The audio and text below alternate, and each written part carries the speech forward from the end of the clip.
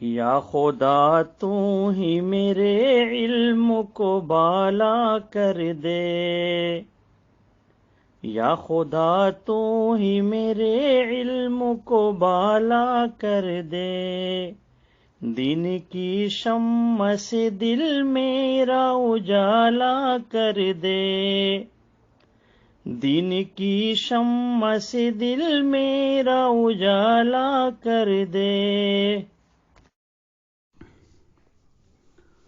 الحمد لله رب العالمين، والصلاة والسلام على أشرف الأنبياء والمرسلين وعلى عباد الله الصالحين. أعوذ بالله من الشيطان الرجيم. بسم الله الرحمن الرحيم. الله الذي خلق السماوات والأرض وما بينهما في 6 أيام ثم استوى على العرش ما لكم من دونه من ولي ولا شفيع أفلا تتذكرون. فجر کی نماز میں پہلی رکعت میں جو پڑھا گیا ہے سورہ سجدہ سے، اس میں یہ آیت ہے، اور اس آیت میں اللہ تعالیٰ نے اپنا تعارف کرایا ہے۔ جیسے ہم کہیں جاتے ہیں تو ہم بتاتے ہیں میرا نام یہ ہے، یہ ہے، یہ ہے، میں اس عہدے پر فائز ہوں، میرا یہ کام ہے۔ اللہ تبارک و تعالیٰ نے اپنا تعارف کرایا، بہت سی آیات میں قرآن میں کرایا، یہاں پر بھی وہی بات کہی گئی ہے، لیکن آخر میں جو جملہ کہا ہے وہ بہت قابل غور ہے، افلا تتذکرون، تم عقل نہیں رکھتے ہو، تم نصیحت نہیں حاصل کرتے ہو، تمہیں بار بار بار بار میں اپنا تعارف کراتا ہوں لیکن تم سمجھتے ہی نہیں ہو، تمہیں نصیحت نہیں آتی، میں بار بار تمہیں کیوں یاد دلاتا ہوں، آسمان میں نے بنایا، زمین میں نے بنائی، جو کچھ اس کے درمیان میں ہے وہ میں نے بنایا، میرے پاس کسی کی چلنے والی نہیں ہے، پھر بھی تم کیوں نصیحت نہیں حاصل کرتے؟ افلا تتذکرون، پھر تمہیں نصیحت کیوں نہیں حاصل ہوتی ہے، پھر تم کیوں نہیں سمجھتے ہو؟ بار بار قرآن میں یہ بات ہے، افلا تتذکرون افلا تعقلون، تمہاری عقل کیوں نہیں ٹھکانے لگتی ہے، تم عقل سے کیوں کام نہیں لیتے ہو؟ بار بار قرآن میں یہ کہا گیا۔ اس کا مطلب کیا ہے کہ یہ تکرار قیامت تک انسانوں کے ساتھ چلتی ہی رہے گی، 1400 سال سے چل رہی ہے، اور یہ برابر چلتی رہے گی، اور برابر ایسے لوگ ہوتے رہیں گے جو قرآن پڑھیں گے لیکن اس سے نصیحت حاصل نہیں کریں گے، اور اللہ تعالیٰ بار بار انہیں نصیحت کرتا رہے گا۔ یہ قرآن کسی ایک زمانے کے لیے نہیں آیا، یہ قیامت تک آیا ہے، اور قیامت تک یہ بات گفتگو اللہ تعالیٰ کی بندوں سے ہوتی رہے گی۔ افلا تتذکرون، ارے تم نصیحت کیوں نہیں حاصل کرتے ہو؟ افلا تعقلون، تمہاری عقل کیوں نہیں ٹھکانے لگتی ہے، کیوں نہیں سمجھتے ہو؟ اور کہا کیا ہے اس آیت میں اللہ تعالیٰ؟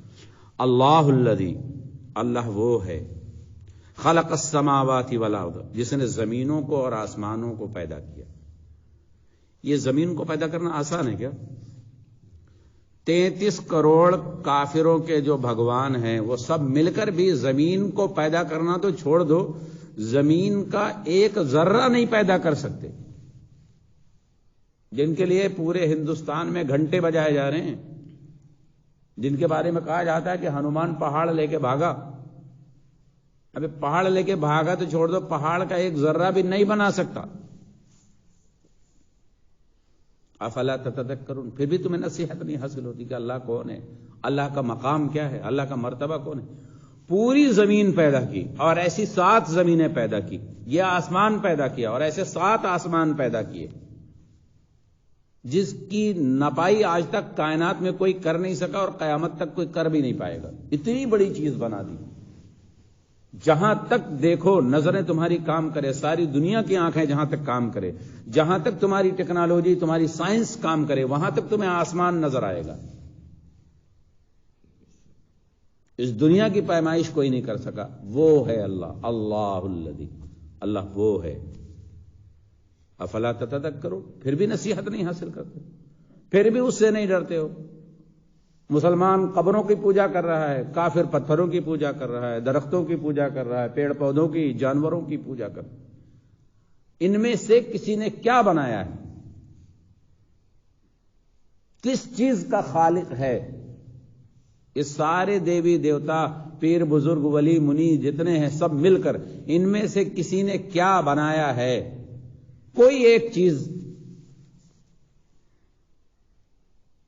کسی غیر مسلم، کسی نان مسلم سے اگر بات کرنا ہو تو اس سے صرف اتنا پوچھ لو، تمہارے بھگوانوں میں سے کسی نے کیا بنایا ہے؟ ایک چیز کا نام بتا دو کہ یہ چیز اس نے بنائی، اور اس پہ دلیل دے دو۔ کہہ تو دے گا ساری دنیا بنائی، دنیا پہلے آئی کہ وہ پہلے آیا؟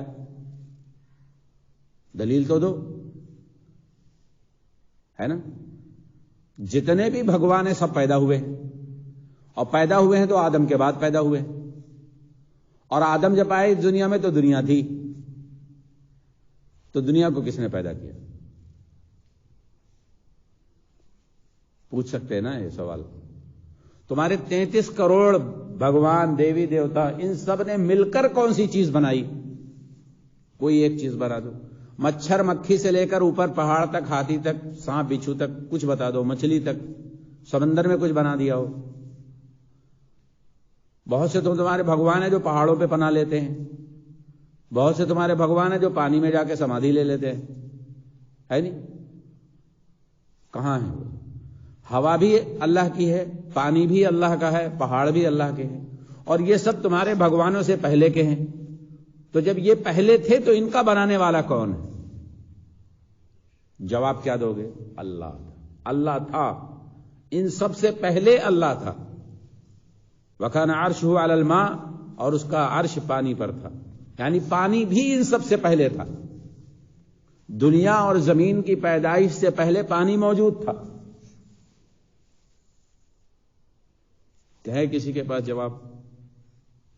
ساری کائنات مل کر ان سوالوں کا جواب نہیں دے سکتی، اور جواب ہے کیا؟ اللہ ہے۔ اس سے پہلے بھی کچھ نہیں تھا، اس کے بعد بھی کچھ نہیں ہے، ظاہر میں بھی وہی ہے، اللہ تعالیٰ ہے۔ جو کچھ دکھتا ہے کائنات کی ہر شے میں اللہ کی قدرت نظر آتی، اللہ نظر نہیں آتا، اس کو ذہن میں رہے، ورنہ یہ کفری عقیدہ ہو جائے گا۔ ہر شے میں اللہ نظر آتا ہے، یہ کفر ہے۔ ہر شے اللہ کی ہے، یہ توحید ہے۔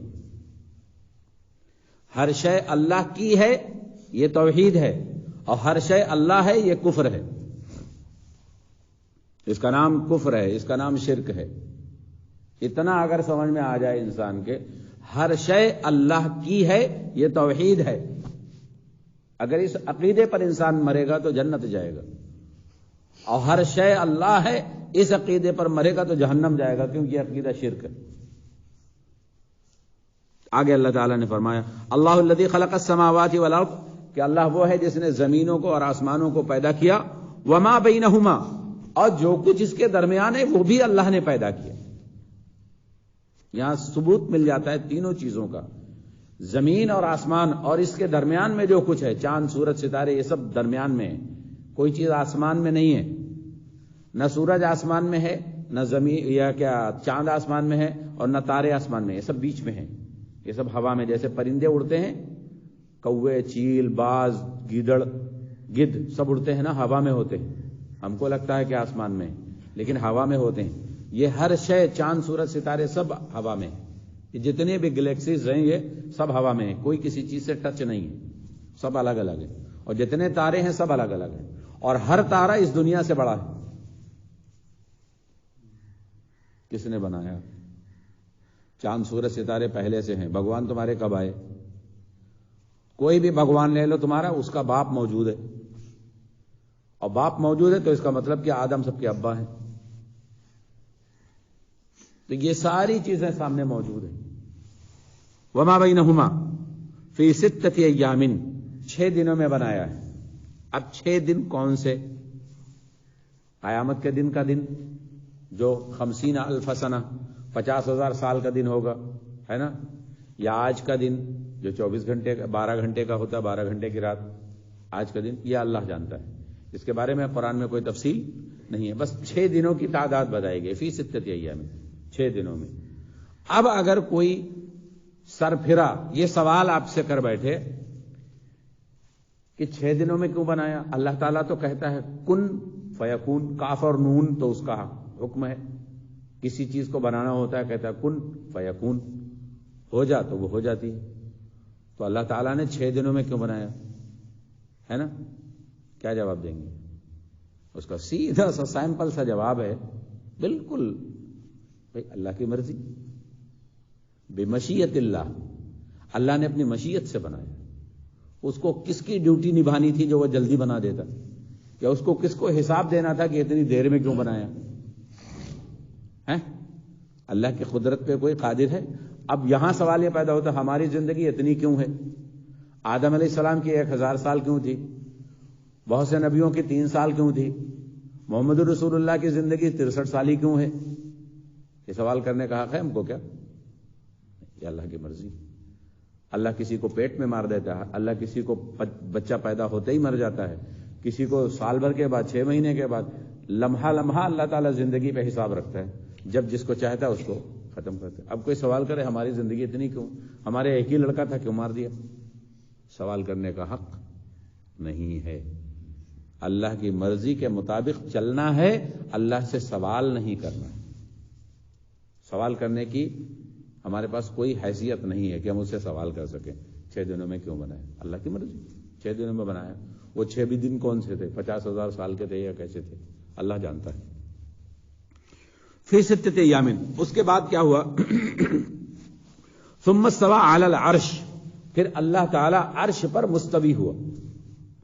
اور استوا بولتے ہیں جو اس میں قرآن میں استعمال کیا گیا ہے، یہ تقریباً 7-8 جگہ پر قرآن میں یہ آیت آئی ہے اس طرح. ثم استوى علی العرش، ثم استوى علی العرش، بہت سی آیات میں ہے. سورہ انعام میں ہے، سورہ یونس میں ہے، اور آگے سورہ فصلت میں ہے، بہت سی جگہ پر ہے. اس صورت میں ہے ثم استوى علی العرش. استوا علی العرش کا مطلب ہوتا ہے الاستواء عند العرب هو العلو. استوا کا مطلب ہوتا ہے بلندی، اور بلندی بھی کیسی؟ جو سب سے اعلیٰ ہو، سب سے ارفع ہو. استوا علی العلو بلندی پر دلالت کرتا ہے. استوا کا مطلب ہوتا ہے بلند ہونا، بغیر کسی چیز کے سہارے کے. اللہ کو عرش کے سہارے کی بھی ضرورت نہیں ہے. بعض لوگوں کے ذہن میں ہوتا عرش ہے، کرسی ہے، تو اس کا مطلب تخت ہوگا اور اس تخت پہ کرسی رکھی ہوگی، اس پہ اللہ ہوگا. یہ تصور غلط ہے. تمثیل بیان نہیں کر سکتے، ہے نا. لیس کمثلہ شیء وہو السمیع البصیر، کہ اللہ تعالیٰ کے مثل کوئی چیز ہے نہیں، اس کی مثال کسی سے نہیں دی جا سکتی. قرآن میں سورہ نحل میں اللہ تعالیٰ نے فرمایا فلا تضربوا للہ الامثال ان اللہ یعلم وانتم لا تعلمون. اللہ جانتا ہے اور تم نہیں جانتے ہو، لہذا اللہ کے لیے مثالیں مت بیان کرو. کسی چیز سے اللہ کی مثال نہیں دی جا سکتی. اس کے مثل جب کوئی چیز ہے ہی نہیں تو اس کی مثال کیسے دی جائے گی؟ مثال اس کی دی جاتی ہے جس کے مقابلے میں کوئی چیز ہو. اللہ کے مقابلے میں کوئی چیز ہے ہی نہیں، اس لیے اللہ کی مثال نہیں دی جا سکتی. فلا تضربوا للہ الامثال. ثم استوى علی العرش، پھر اللہ تعالیٰ عرش پر مستوی ہوا. یعنی ایک بلندی ہے جہاں اس سے اوپر کچھ بھی نہیں. اللہ تعالیٰ ایسا ہے، نہ عرش کا محتاج ہے نہ کرسی کا. یہ ایک کیفیت ایسی ہمارے سامنے منظر پہ لائی گئی تاکہ ہمیں احساس ہو کہ اللہ بہت بلند ہے، عرش سے بھی بلند ہے اور کرسی سے بھی بلند ہے. اس کو نہ عرش کی ضرورت ہے نہ کرسی کی ضرورت ہے. اللہ قادر مطلق ہے، اللہ الصمد ہے، وہ کسی چیز کا محتاج نہیں ہے، نہ عرش کا نہ کرسی کا، بلکہ ہر شے اس کی محتاج ہے. ہر شے اس کی محتاج ہے. ما لکم من دونہ من ولی ولا شفیع، تمہارے لیے اس کے سوا کوئی مددگار نہیں اور تمہارا کوئی سفارشی نہیں ہے. کیا اس پر بھی تم نصیحت نہیں حاصل کرتے ہو؟ اب اس کے علاوہ تمہیں کیا چاہیے؟ کس انداز میں سمجھایا جائے؟ اللہ تعالیٰ قرآن میں یہ ہم سے سوال کرتا ہے انسانوں سے کہ اگر تمہاری اب بھی سمجھ میں نہیں آتا ہے تو پھر تمہیں کس انداز میں سمجھایا جائے، کیا کہا جائے؟ جو ہستی اتنی زبردست ہے کہ پوری کائنات کو عدم سے وجود میں لا سکتی ہے، اس کے مقابلے میں تمہارے یہ معبود جنہیں تم اپنا سرپرست اور اپنا سفارشی سمجھ بیٹھے ہو، تمہارے کس کام آ سکتے ہیں؟ کیا تمہیں ایسی موٹی سی بات کی بھی سمجھ نہیں آتی؟ واضح الفاظ میں اللہ تعالیٰ نے بتا دیا اس میں کہ اب اگر یہ بھی سمجھ میں نہ آئے تو پھر کیا کریں گے؟ اتنی واضح دلائل موجود ہونے کے بعد بھی. وہاں کوئی ایسا دوست نہیں ہوگا جو تمہاری مدد کر سکے اور تم سے اللہ کے عذاب کو ٹال دے. نہ وہاں کوئی سفارشی ایسا ہوگا جو تمہاری سفارش کر سکے گا. یعنی اے غیر اللہ کے پجاریوں اور دوسروں پر بھروسہ رکھنے والوں، کیا پھر تم نصیحت حاصل نہیں کرتے ہو؟